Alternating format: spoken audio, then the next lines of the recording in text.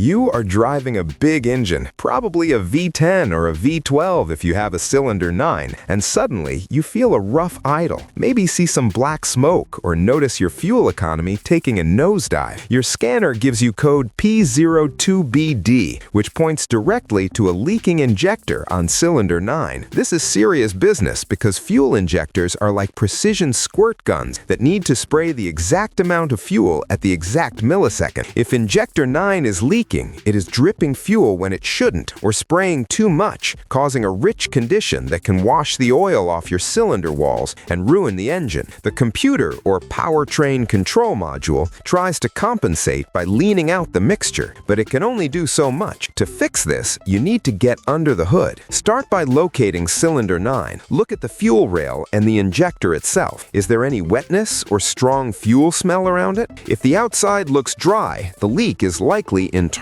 You will need a mechanic's stethoscope for the next step. With the engine running, touch the stethoscope to the injector body. You should hear a sharp, rhythmic clicking sound. If it sounds mushy, silent, or totally different from the other injectors, it is likely stuck open or failed. Another pro tip is to check the electrical connector. Grab your digital volt-ohm meter and check for voltage and a ground pulse at the connector. Sometimes a shorted wire can keep the injector energized longer than it should be. Also, do not forget to check your oil. If the injector has been leaking bad, your oil might smell like gas, which means you need an oil change immediately after fixing the injector. This isn't a code you can ignore and just drive on, because that extra fuel can melt your catalytic converter or destroy the piston in cylinder 9 very quickly.